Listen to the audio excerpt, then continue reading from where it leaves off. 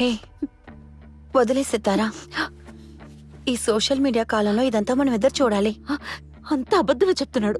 నా వెనకాలే తిరిగి కొన్నాళ్లు ప్రేమించాడన్న మాట నిజమే, కానీ వాడు మాట్లాడిన మాటలు విన్నావు కదా. అది వాడి కల్చర్. నువ్వు వదిలే. ఇప్పుడు ఇది నీ సమస్య మాత్రం కాదు. నా విషయం చూసావా?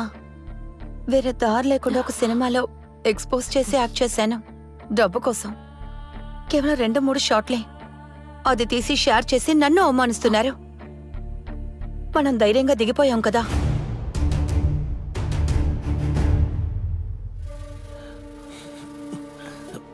ఏయ్, ఒక నిమిషం ఇక్కడికి రా. ఎందుకు? కాల్చడానికి నాకు ఒక సిగరెట్ ఇవ్వు. కనీసం ఒక పఫ్ ఇవ్వు.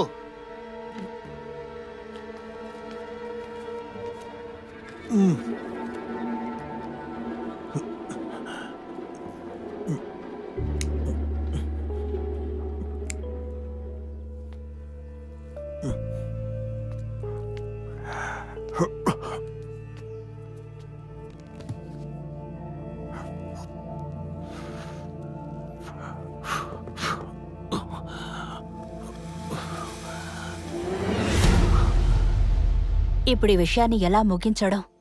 హా, మంచి ప్రశ్న.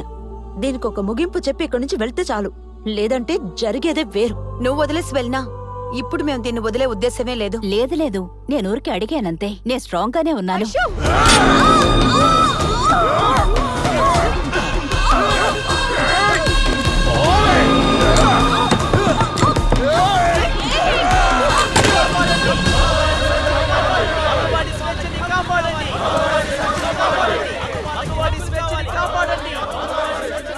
ఆగండి, అక్కడికి వెళ్ళకూడదు. మా ఇల్లు సార్, నేను వెళ్తా. లాక్ చేసుంటే మీరెక్కడికి వెళ్తారండి? వాళ్ళకి సెక్యూరిటీగా ఉండడమే మా డ్యూటీ.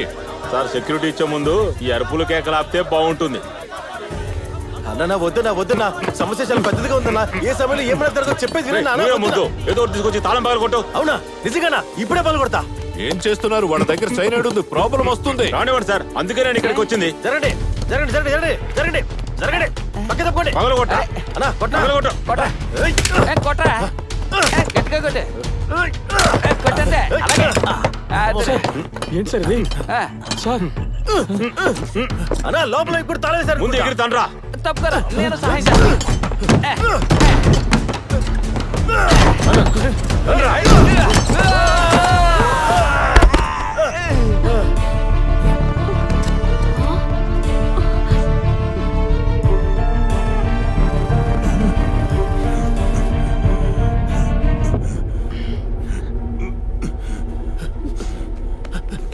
ఏం ఏయ్, చేస్తున్నావ్? వద్దు. వదలు, వదలరా. కాసేపు అలాగే ఉండ నువ్వు. నాకు అన్ని విషయాలు తెలుసు సార్. మీరందరు కాస్త బయట ఉంటారా? ఏమన్నా జరిగితే సమాధానం మేం చెప్పాలి. సార్ మీరు బయటికి వెళ్ళండి సార్. నేను వాడి కన్నా తండ్రిని సార్. సార్ ఆయన చెప్తున్నారుగా, అందరూ బయటికి వెళ్ళండి. అందరూ బయటికి వెళ్ళండి. వాళ్ళు మాట్లాడుకోనివ్వండి. ఆ వీడియో చూసిన అమ్మాయి నువ్వే కదమ్మా? ఆ కెమెరా నా మీద కూడా ఫోకస్ చేయి. నేను కాస్త మాట్లాడాలి.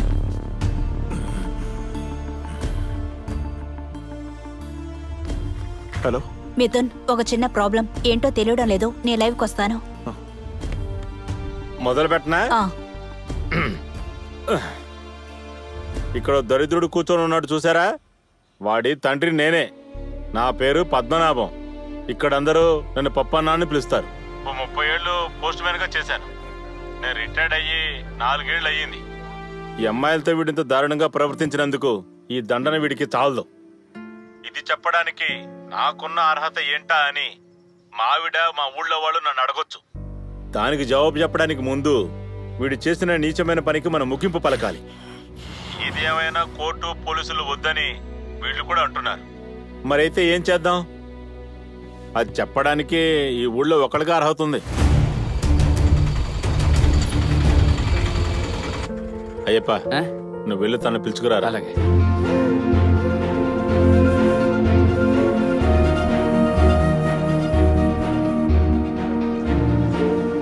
ఉండండి అమ్మా. సార్ ఆవిడ ఆపకండి, వదిలేయండి. మీరు లోపలికి రండి.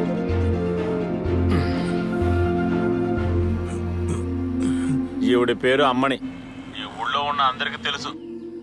మేము వయసులో ఉన్నప్పుడు తన్ను చూసి మోజుపడిన మొగాడెవడో ఈ ఊళ్ళో లేడని చెప్పొచ్చు. 20 ఏళ్లకు ముందు వీళ్ళింట్లో తన్నే నన్ను ఈ ఊళ్ళో వాళ్ళు పోలీసులు పట్టుకున్నారు. అర్ధరాత్రి కాదు, పట్ట పగలు. నేనేం చెప్పొచ్చానో మీకు అర్థమైంది కదా. తప్పుగా ప్రవర్తించానని నా సర్వీస్ నుంచి 6 నెలలు నా సస్పెండ్ చేశారు.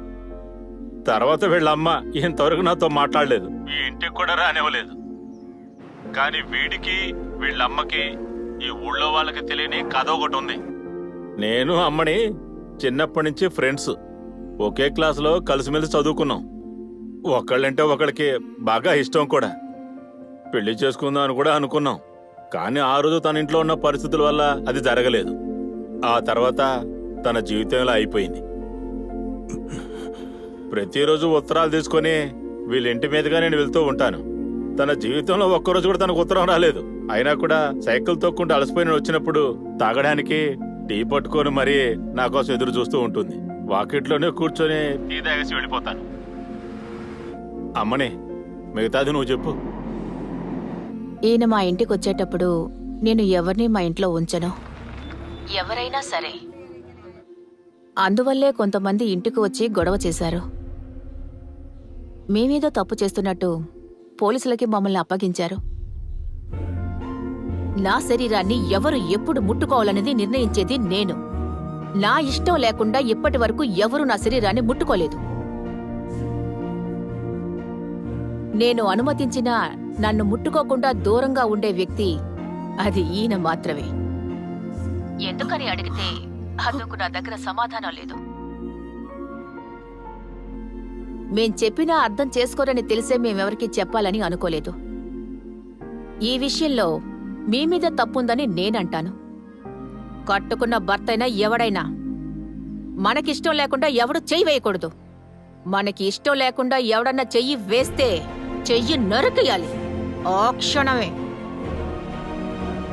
ఒకసారి ఒకడు మాత్రమే తప్పుగా ప్రవర్తించాలని చూశాడు.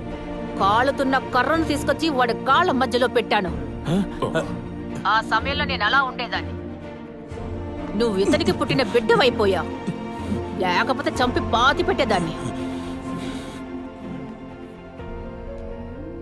సరేనండి, నేను వెళ్ళొస్తాను.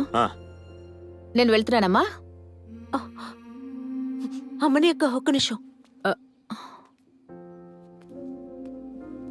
ఐషు, నీ సోషల్ మీడియా ఫాలోవర్స్ కమెంట్స్ ఇక మాకు అక్కర్లేదు. అమ్మని అక్క చెప్పిందే కరెక్ట్. ఒక ఆడదాని శరీరం గురించి మాట్లాడే అర్హత వాళ్ళకే ఉంది. అవును, ఈవిడ కంటే పెద్ద ఫెమినిస్ట్ ఇంకెవరున్నారు? ఇక మీదట మా విషయంలో మేమే నిర్ణయం తీసుకుంటాం. ఏమంటావు సితారా? అవును, మీ భార్య అనే లేబుల్ ఇక నాకు అక్కర్లేదు. మావయ్య, నేను ఇక్కడి నుంచి వెళ్తాను. నేను నా కూతురు ఇకపై ఒంటరిగానే ఉంటాం. నా జీవితం నా చాయిస్. అందులో వివేకానందకి ఏ రోలు లేదు. ఐషు, ఈ లైవ్ ఇంతటితో చాలా. ఏంటి చూస్తున్నావు? ఇప్పుడు అతను కట్లు విప్పే. ఇకపై అతను ఏం చేయాలనేది తనే నిర్ణయించుకుంటాడు, లేదా పబ్లిక్ నిర్ణయిస్తారు. ఏది ఏమైనా జరిగిందంతా మన మంచికే. అమ్మాయిలంటే ఇలాగే ఉండాలి, అంతే కదా అమ్మని? సరే, నువ్వు జాగ్రత్తగా వెళ్ళు. అలాగేనండి. తప్పకుండా తప్పకుండా.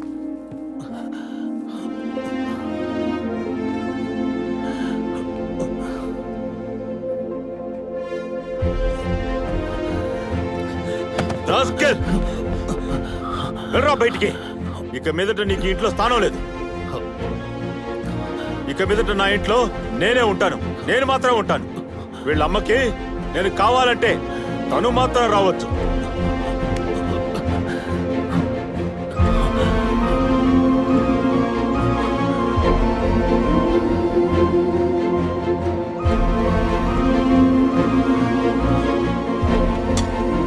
రేయ్, ఇవన్నీ అందులేసి పూర్తి చేయి.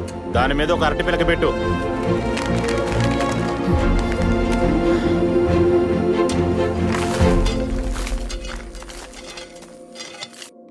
సార్, నేను ఒక కాలేజ్ చదివే అమ్మాయిని. నేను బస్లో కాలేజ్కి వెళ్తున్నప్పుడు నన్ను ఆ బస్లో ఉన్న ఒకడు నన్ను తప్పు చూపు చూశాడు. వాడు చూసిన ఆ చూపు వల్ల నేను ఒకసారి భయపడి కింద కూడా పడ్డాను. ఇక మీదట అది మళ్ళీ జరగకూడదని, భవిష్య కాలంలో వాడు నన్ను మళ్ళీ ఏం చేయకూడదన్న కారణం కోసం అతని మీద నేను ఒక కేసు ఫైల్ చేద్దాం అనుకున్నాను.